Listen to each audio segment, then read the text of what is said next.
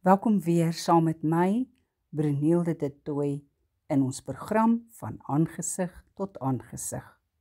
In ons gesinse Bybelstudie het my man die verhaal vertel van om in die paviljoen te sit, maak nie van jou 'n springbok nie.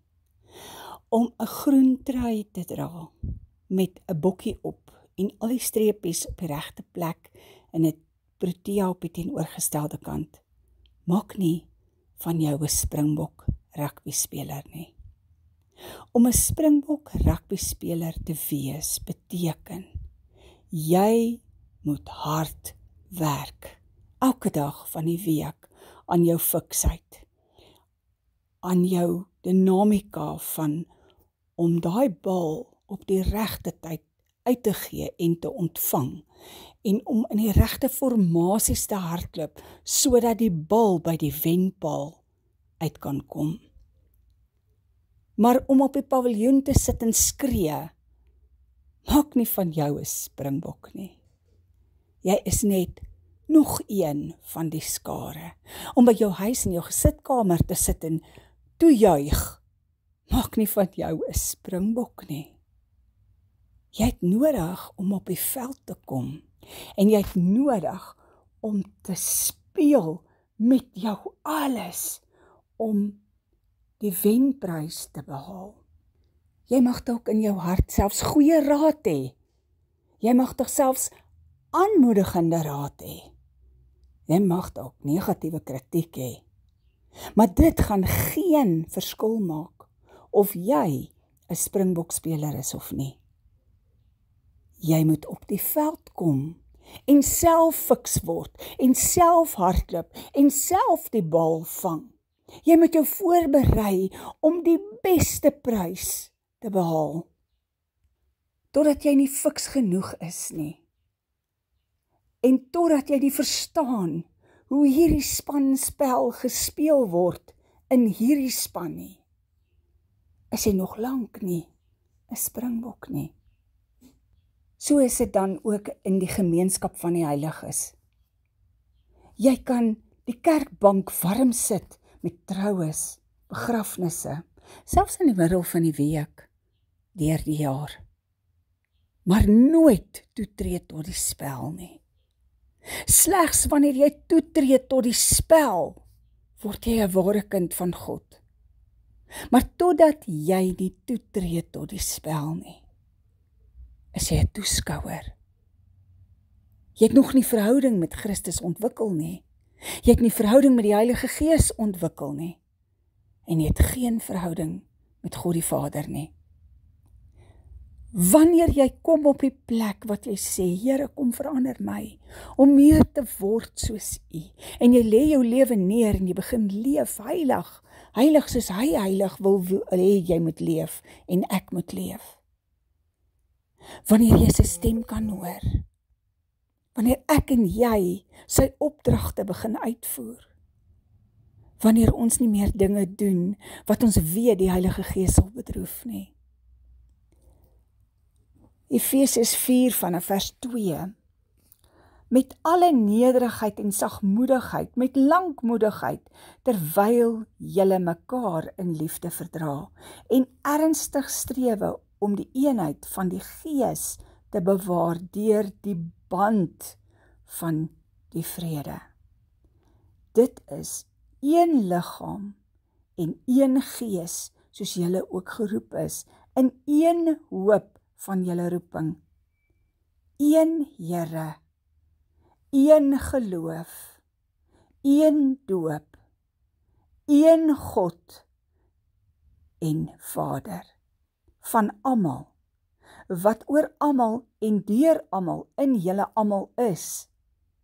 Maar aan elkeen van ons is die genade gegee, volgens die mate van die gawe van Christus. Daarom sê hy, toe hy opgevaar het in die hoogte, het hy die gevangenes gevange geneem en gawes aan die mense gegee.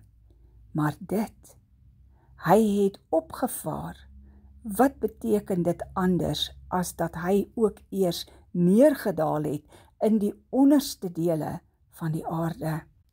Hy wat neergedaal het, is dieselfde as hy wat opgevaar het, bokant al die hemele, sodat hy alles tot volheid kan bring. En hy het gegee, sommige as apostels, ander as profete, ander as evangeliste, ander as herders en leraars, om die heiliges toe te rus vir hulle dienswerk tot opbouing van die liggaam van Christus, tot ons almal kom tot die eenheid van die geloof en van die kennis van die Seun van God, tot 'n volwasse man, tot die mate van die volle grootte van Christus. Ek en jy het nodig om volwasse te word in Christus, volwasse in die lering van die woord, volwasse in elke area van ons eie emosionele karakter en hantering van ons geesbelewenis. Wanneer ek en jy die dag besluit om nie meer toe te laat dat ons die wêreld hoër ag as ons verhouding met God nie. Wanneer ek en jy nie meer 'n grappie drankie gaan drink in die naaste kroeg of in die naaste pub of in die naaste koffiewinkel saam met ons vriende en kinders nie. Wanneer ek en jy sê, my God is my alles en ek doen nie meer die dinge van 'n kind nie. Ek doen nou die dinge van Christus. Vers 14, sodat ons nie meer kinders sou wees nie, wat soos golwe geslinger en heen en weer gedryf word deur elke wind van lering, deur die bedrieërheid van die mense, deur sluwheid om lustiglik tot dwaling te bring. Maar terwyl ons in liefde die waarheid betrag, in alles sou opgroei in hom wat die hoof is, naamlik Christus, uit wie die hele liggaam goed saamgevoeg en saam verbind deur die ondersteuning wat elke lid gee, volgens die werking van elke afsonderlike deel in sy mate. Die groei van die liggaam bevorder vir sy eie opbouing in liefde. Ek en jy is verantwoordelik om die groei te bevorder. Ons kan nie maar net in die kerkbank sit en almal kritiseer en dink ek is op my pad hemel toe nie. So gereeld luister ek na my medeleraars wanneer ons sommer net 'n koffie drink. En moet ek hoor hoe word hulle uit mekaar uitgeskeur deur die leierskap van kerke of deur die lidmate van kerke of die nie lidmate van kerke, die besoekers. Maar laat jou hele lewe dan gejudge word voor die Here, sodat jy kan sien wat is die ware vrug van die persoon se volheid van sy lewe. Dis maklik om nie van 'n karakter voor jou te hou nie, en dan as gevolg van dit jou kritiek uit te spreek. Of omdat jy nie hou van die feit dat jou sonde aangespreek word, dat jy as gevolg van dit voel maar jy hou nie van die persoon nie. Dit kan ook wees dat jy nie die persoon kan kontrol nie, kan manipuleer en domineer nie, en dat dit die rede is hoekom jy nie van daardie persoon hou nie. Wanneer jy dan die keuse maak om te sê, Here, my alles op die altaar, nie my helfte nie, my alles op die altaar vir U. Ek gaan afklim van hierdie paviljoen af en ek gaan begin hardloop om fiks te word in die gees, sodat ek al die goeie gawes kan beoefen wat U reeds vir my gegee het, toe ek tot bekering gekom het. Sodat ek siele self vir U kan inbring, sodat ek self aan my werk, self die kos by U kom soek vir my siel, en nie wag vir 'n leraar nie. Ek gaan self U leraars eer, die skeieregters eer, omdat daar reëls is wat U wil hê ek moet volg. Wanneer jou vriende opstaan en sê, kom drink saam met ons. Onthou, elke drankie wat jy inneem, is jy reeds een drankie dronk. Wat sê die woord van God? Wat sê die woord van God? Moenie dronk word van wyn nie. En moenie my vertel, Jesus sê die water in wyn verander nie. Daai wyn was totaal iets anderser as wat ek en jy oor 'n toonbank kan koop in Suid-Afrika of enige plek in die wêreld, behalwe in Israel. Dis tyd dat ek en jy begin die waarheid leef. Die huwelik, seks is bedoel vir die huwelik. Huwelik is bedoel tussen man en vrou soos die Here ons geskape het. God het huwelik ingestel. God en God alleen. As jy dan nie die pad wil volg wat hy vir jou uitgelê het nie, hoekom gebruik jy dan sy instellings? Kies dan vir jou 'n ander naam. Kies dan vir jou 'n ander instelling, wat jy in jou denke regverdig. Maar moenie God se instellings kies en dink dit wat jy doen gaan reg wees net omdat jy se instelling gekies het nie. Haal skrifte uit die Bybel uit en dink God gaan sy mind change net omdat mens besluit het om skrifte uit die Bybel te haal, want dit is nou aanstootlik. God het bedoel wat hy daar geskryf het. God het bedoel wat hy daar gesê het.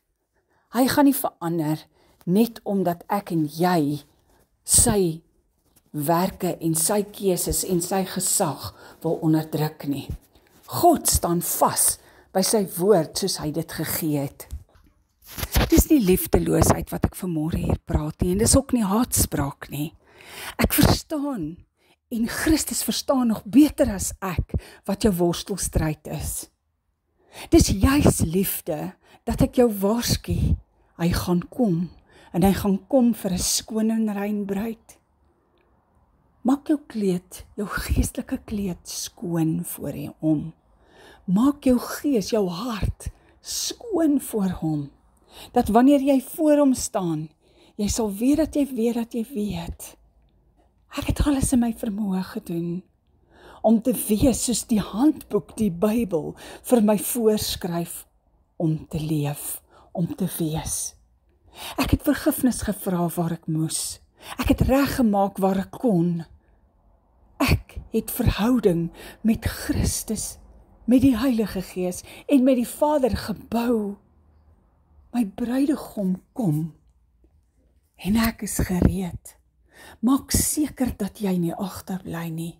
Maak seker dat jy skoon, rein gewas, ingeënt in die ware wynstok is, sodat jou siel nie verlore sal gaan nie, maar die ewige lewe sal beerwe. Lê jouself neer, word meer soos wat Jesus was en is.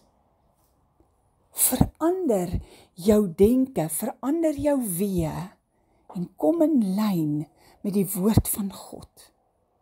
Kom op die plek waar jy kan sê, Abba, Vader, my God, my liefdevolle Papa. Dis waarvoor hy jou hier gesit het, om jou pad uit te werk, om nader en nader en nader aan hom te kom, om jou 'n geleentheid te gee, om vir hom daar te wees, skoon gewas, rein en heilig. Kom ons bid saam. Ons almagtige hemelse Vader, in U kom gee ons nou ons begeertes, ons lewe, ons denke. Was my opnuut met die kosbare bloed, sodat ek rein kan wees, sodat ek voor U kan staan, as 'n rein bruid, want ek weet U kom terug vir 'n rein, skoon gewaste bruid. Here, kom genees die areas in my lewe waar ek nog bitterheid het. Kom maak ons skoon, Here, dat ons bitterheid nie meer ons manipuleer en ons denke oorskadu nie. Kom maak my los van enige area waar die vyand my moontlik mag terughou of vashou of verwar. Here, kom breek elke mag oor my lewe wat nie van U af is nie, sodat ek rein, gewas en skoon en vry voor U kan wees. Kom haal die skille van my oë af, dat ek in die gees die waarheid sal herken en kan sien en onderskei, sodat ek U kan volg in alles. Wees naby my, wees my genadig, o Vader, wees U my Vader, wees U my God. Wys vir my as daar 'n weg in my is van smart, Here. Wys vir my as ek iets anders bo U stel, sodat ek my lewe in lyn sal kry met dit wat U van my verwag. Want U alleen op die troon van my lewe is waarna ek smag. Amen. Maak tyd om by Jesus se voete te sit en om te vra, wat is in jou lewe wat jy nog moet verander, wat jy moet neerlê en baie dringend moet regstel en moet regkry. Dalk is daar iemand wat jy moet vergewe, dalk is daar iemand wat jy te nagekom het, wat jy moet gaan sien en 'n regstelling bring in die saak waarin jy daai persoon te nagekom het. Ek bid jou die vreugde en die seën van ons Hemelse Vader toe, die reinheid van sy hart, dat jy sal rus vind en vrede vind in Hom en in Hom alleen. Geseënde week. Amen.